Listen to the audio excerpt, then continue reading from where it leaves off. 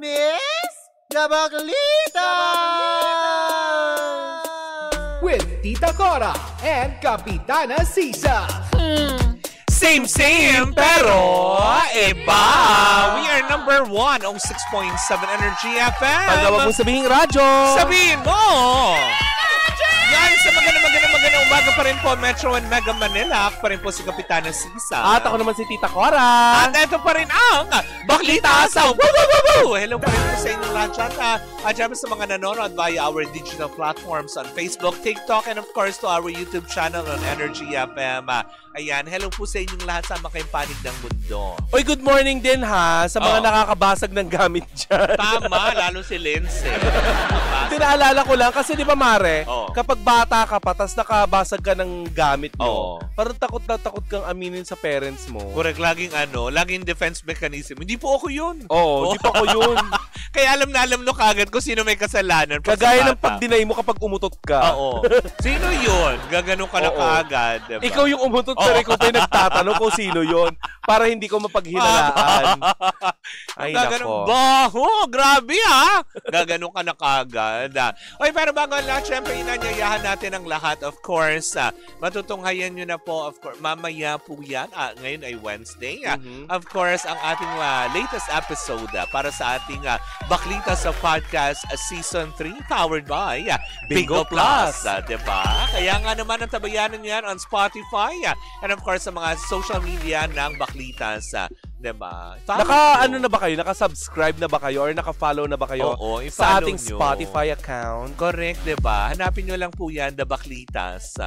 Katutuwa nyo, promise. Correct. Nasa ano din yan, diba? Nasa FB page ng The Baklitas. Correct. Ng Energy FM. Ng Energy FM. YouTube channel ng Energy. Correct. At saka ng The Baklitas. Correct. Meron din tayong TikTok. Oo. Ganon. Paano oho? Oho. Tama po yan, ate. Natatawa talaga ako, Mare, kanina. Paano yung reaction? Hindi po, ate! Kasi kanina nga ay nagtatanong ako sa ating mga sa ating mga interns. Ng mga bagets. Oo, kilala nyo ba itong artista na to? Ang sagot nila ay, hindi po, ate. Alam mo kung sino itong binabanggit ko, Mare? Nako, Sabrina M. at saka si Vivian Velez. Dinedma ni Meme Vice Ganda ang mga patutsada. Ay, bakit pinalakpakan? Hindi. Mali! Kasi ngayon, Mare, magbalik tanaw tayo. Kasi last week naman nangyari ito. Itong pagputok ng mga issue na ito. By the way, itong si Meme Vice Ganda sa concert niya, ang ganda dyan ni Sabrina M, no? Oo. Nung concert ni Meme Vice Ganda, nabanggit nga niya na itong si Sabrina. Kasi tinanong ni Meme Vice Ganda kung sino ang paboritong artista or parang looking forward na gustong makakolab nitong ni Ate Red. Sabi niya ay si Sabrina. Tapos sabi ni Meme Vice Ganda, si Sabrina M. Yung Sabrina Sabrina Carpenter ang gusto ni Carpenter? Ang gusto ni Regine Velasquez. Yun yung kumanta ng please, please, please. Diba? Na which is kinanta ni Miss Regine Velasquez sa kanyang concert, sa kanilang concert. Eto na nga. So sabi ni Meme Vice Ganda, sino Sabrina? Si Sabrina M. Yung nakaaway ni Rosana Roses sa The Buzz. Na bungal, na napustiso ang ngipin. Sabi. Mali ang latag! Sorry po. So, natawa ang lahat. Hindi siya bungal. Ano lang? Bakit ka nagpupustiso? Trip mo lang? Baby sharks. Uy, yan din ang sinabi ni Kasi Mare, ganito, ang katunayan yan, kung mahalala natin sa mga 90s kids dyan, nag-away nga itong si Rosana Roses dati. Nagkagatan ba sila? Hindi. Hindi. Mali. Di sugatan si Rosana, no? Di ba under siya ng Belo nun eh? Kayang gawin ni Belo yun dati. Ngayon, Mare, sa mga nakakaalala, nag-away nga itong si Sabrina M at saka si Osang dati. Pero hindi sa The Buzz. Saan? Sa Showbiz Linggo. Kung nandun si Nanay Christy dati. Sila ni Boots Francisco. Anong pinag-awayan nila? Ang nakakalokan, wag nating kalkalin kasi tapos na yon. Pero toothbrush? Ba't makikipag-away si Osang sa toothbrush? Hindi. Teka lang, ituloy natin ang chika. Mamaya na natin, Dog showing. Sige. Kasi nga ganito, Mare. Sinabi doon ni Osang dati na wag mo akong pakialaman. Unahin mo muna yung ngipin mong parang ngipin ng pirana. Yun yung sinabi dati ni Osang. Ngayon, yun yung nabunot ni Meme Vice Ganda. Ngayon, Mare, doon naman humugot itong si Sabrina M ng pag-upload niya sa kanyang social media account na siya ay naiyak. At minasama niya ng kalooban niya yung merong gustong i-feed ng pagkakasabi. Inaresto si Sabrina M dahil sa drugs noong 2016. Yan. May mga trivia ang mga researcher natin. But anyway, balik tayo. Okay. So, minasama nitong si Sabrina M yung sinabi ni Meme dahil nga syempre napagtawanan. Naiyak-iyak pa siya. Paano napasok dito si Vivian Velez? Balik tayo sa jet ski holiday. Hindi, sandali, naalala ko. Etong Sabrina M, ito din yung umeksena nung Rico yan. Yes, sinabi niya na pagkatapos daw ni Claudine Barreto, siya daw yung naging jowa. Paano yung reaction? May nakausap kami dati. Nanligaw nga si Rico doon. Hindi nga niya inano, di ba? Hindi na siya, bago niya na-meet yung asawa yun, hindi kami mag-aano kasi tunay, natural at original. Tama. Maganda talaga yung Maganda din naman si Sabrina, pero parang maniniwala ka ba? Ikaw? Reaction? 1, 2, 3.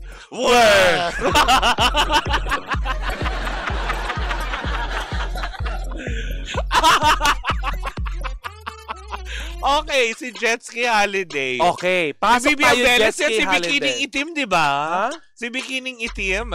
Yata. Yun yung kasama ni Joey Marcos before na yung babaeng Bikining Itim. Nag-bold star din ba itong Pa-sexy. si Pa-sexy lang pa-sexy. itong si Vivian Velez. Di ba si Vivian Velez yun yung pinalabas ni Christine Reyes sa Ten? Yung galit na galit din. Yung veterana siya, di ba? Gumanang gano'n na yung bibig.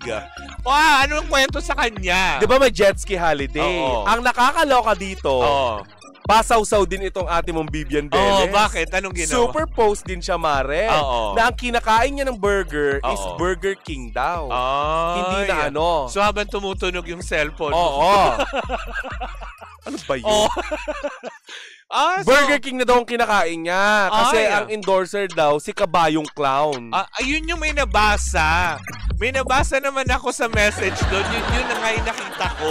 About kay Vice Ganda pala. Yung kasi parang dumalang sa FYP ko. Yes. Na may kinakain siyang burger. Correct. Tapos keme. Sumagot yung isang netizen doon na parang, hindi ka lulugi ng McDo yung pagkain mo ng isang burger.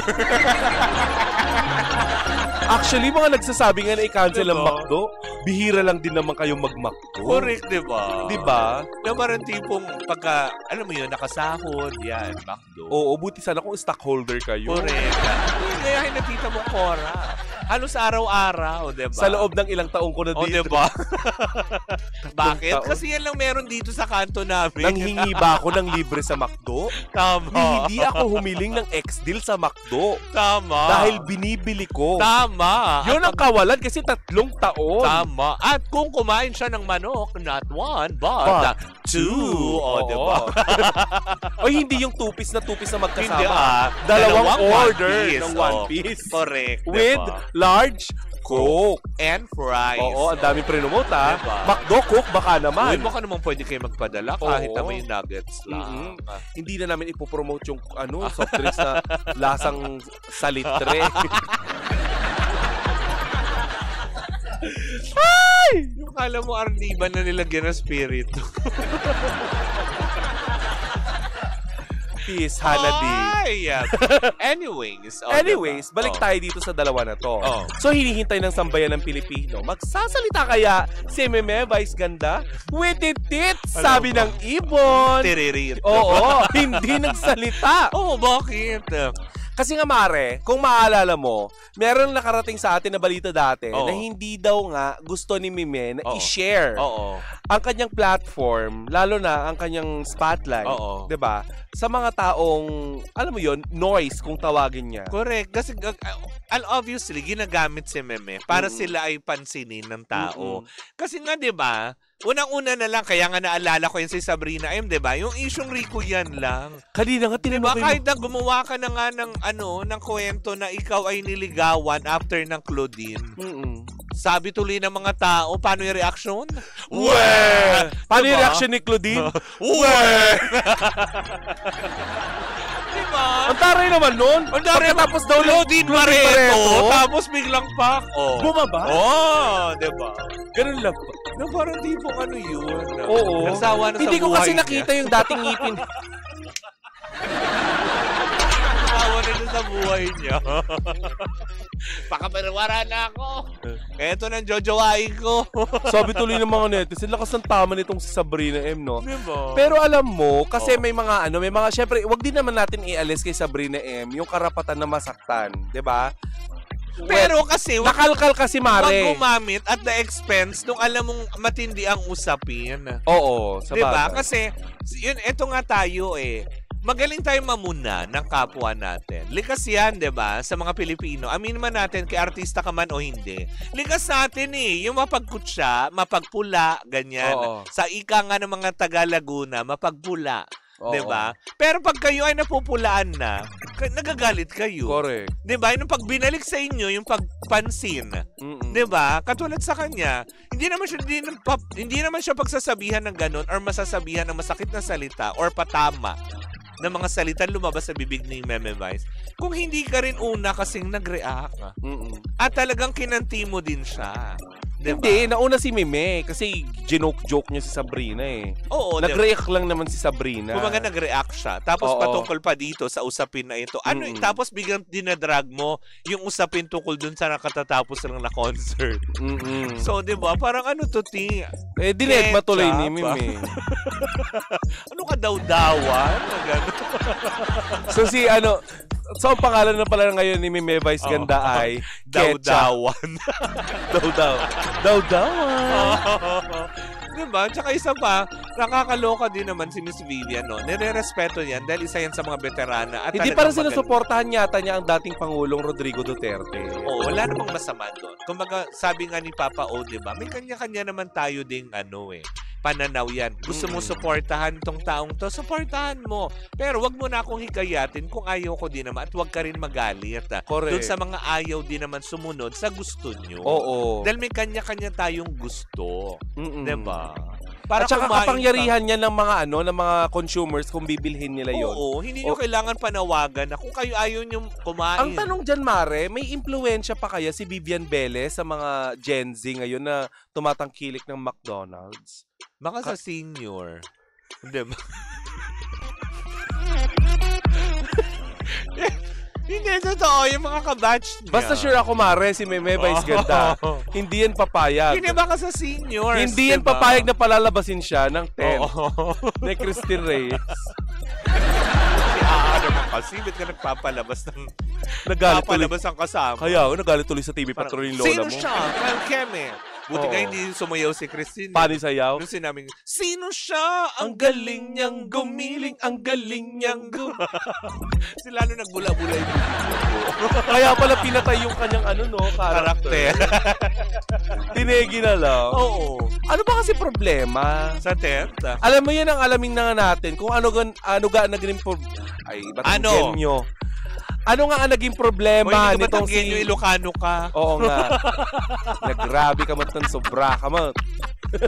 Anyay laki na problema. Bakal, launay, hangaw manay. Yeah. Anyway, ano kaya naging problema ni Christina at ni Miss Vivian Velez? Kasi matagal na tong issue na to. Oo nga. Diba? Parang alam mo ngayon, yung tipong naglalabasan, pansinin nyo paluma ng paluma yung mga naglalabasang balita. Wala yung balita ba o yung artista? Paluma ng paluma? Hindi yung mga balita, ungkata ng ungkata. Kasi diba, Meme. Tapos yung kay Meme, yung kay Rostom na alita nila dati, inilabas.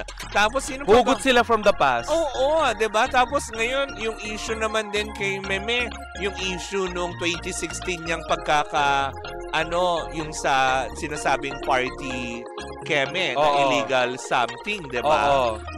Na inugot ni Maharlika. Oo, na napatunayan naman na walang kasalanan doon. 2016 pa, nasa news po yan, nasa news archive, na inaakusahan si Meme Vice patungkol doon sa sinasabi. Hindi ko na maalala yan. Nasa balita siya, Mare. Talaga? Nasa archive siya ng Daily Inquirer. Talaga? Yan, na pinabulaanan nila Billy Joe Crawford na wala pong katotohanan yung sinasabi na si Meme Vice ay nauugnay sa isang, alam mo yung party drugs way back 2016 po yun. Nasa archive po yan ng Philippine Daily Inquirer. Noong mga panahon na yun ay goods si Meme kay kay Pangulong Rodrigo Roa Duterte. Oo. Kasi naalala mo in-interview pa niya. Correct. Sa GGV dati, di Diba? ba? Yung mga ganon. Pero hindi ko talaga maintindihan bakit nakikisali itong Diba yung mga binubuhay yung mga Vivian Velez. Oo nga, Nagbablog ba si Vivian Velez? May ano ba siya? Hindi. Gusto lang niya. Nag-post siya nung kinakain niyang burger. Ano po para kunin kayong endorser? Hindi kinuha. Kasi kinakain niyo yung burger. Oo. Yung chicken fillet pa, yung junior pa yun. Nakita ko. Hindi yung double patty. Yung pinakamura pa po yun. May tag-100 ba yun, Mare? Wala. Yung malaki nun, di ba? Yung chicken sandwich ang malaki, 99 pesos. Junior lang yung kinakain niya. Naku. O, di ba? Siyempre, magmamalaki tayo yung... Hindi nakaka-post yun, Mare, Oo, di ba? Kung tayo nga kumakain nga sa McDo, sorry Pero alam mo yun, nagbabayad po ako hindi ito sa promotion. Ang in-order ko po lagi sa McDo ay triple cheeseburger, medium fries and drinks, plus 6 pieces chicken nuggets. Ay, ako hindi ko na pagmamalaki. Ano? Kung anong in-order Sa ko. bucket? Madalas. Ay! Nasa TikTok ko yan. Oo, di ba? Oo. Yun lang naman. Yung mga, ewan ko ba naman, bakit kailangan nyo kasing, alam mo yun, pwede naman po kayo mapag-usapan di ba? Correct. Kasi, kunwari, makarating man ito kay Miss Vivian Velez, magre-react na naman siya, sasabihin binabastos siya. Sino kayo, Chuchuchu? Hindi po kayo binabastos, pero sana, bilang isang respetado ding actress, di ba, na alam nyo din naman yung kalakaran sa mundo ng showbiz, dahil dinaanan nyo naman din yan, di ba? Na kung alam nyo po yung mga ganitong klaseng asaran. Oo, na wala rin naman kapararakan, 'di ba? Hindi naman din po kayo nabanggit sa naturang usapin para mukhang pikon yata, Mari. 'Di ba? Napika siya sa mga jet ski holiday. Wala tayong magagawa. Nakakaloka, 'di ba? Kasi nga it is an entertainment for people who wants to laugh. Correct. Diba? Hindi yung para doon. Ang Araneta Coliseum ay isang malaking comedy club during that time. Correct, 'di ba? Oo. Yun lang masasabi ko, 'di ba? Na sana nauunawaan ko na mga nasa show business tulad din po ninyo as a veteran actress kung paano po kasi yung galawan dyan sa mundo nyo. Oo, at kung ganun kayo katapang, bakit hindi nyo labanan ang mga bumubomba ng tubig sa West Philippine Sea? Diba? Matapang pala diba? Doon! Sana doon labas ang katapangan. Kayo. Oo. Kami na po pupunta. Bakla ka. Anyways, alas 12 na. Muna ang ating chika for on a Wednesday morning. Pahabol na comment. Pakibasa, Mare. I think gano'n naman yata talaga ang tao. Kahit natapos na at lahat yung issue, uungkatin pa ulit. Lalo na kung pakiramdam nila natatalo na sila sa laban at wala na silang alam kung pwedeng gamitin para sirain ang other person or people. Sabi yan ni Meredith Balmonte. Yun ang nakakalungkot, Sad reality, yun. Oo. Tama ka doon. Very well said. Ang titirahin ng mga tao yung soft spot mo. Yes. Which is yung nakaraan. Kung hindi ikaw, katulad ngayon nangyayari, di ba? Hindi nila mapatumba Si Meme. Kaya tinitira nila si Nanay, yung nanay niya. Yung mga kapatid. Oo. Si Ayon. Diba? Oo. Si Ayon, lagi ang tirada nung iba, pabalik kay Ayon, pabalik sa nanay, sa mga kamag-anak. Bakit? Di nyo kayang harapin? Baka mamaya, mas matapang pa yung nanay ni Meme. Diba? Tinatawanan lang kayo niya. Diba? This is not taking sides. Klaruhin lang natin. Wala pa tayong tinitake sides. So, napunta kasi tayo sa gitna na sana... Gusto nga natin makausap din si Miss Vivian. Saan siya nanggagaling? Oo, diba? Para lang maliwanagan. Si Sabrina Emba gusto mo rin makausap? Oo naman. Open naman ang ating himpilan Sakali din na gusto nyo magbigay ng pahayag tungkol doon sa mga inyong nararamdaman nararamdaman. Oo. Bukas ang ating programa sa Baklita sa Correct. lahat. Oo. Diba? At yan na nga. Oh. At yan na nga ang kabuuan Nang Baklita sa wow! Muli po ako si Kapitana Sisa. at ako lang po si Tita Cora. And we are still Same, pero iba. Tuloy-tuloy pa rin po ang ating tugtugan. Siyempre, dito po lamang yan sa number 106.7 Energy FM. Pagka wag mo sabihin radyo. Sabihin mo!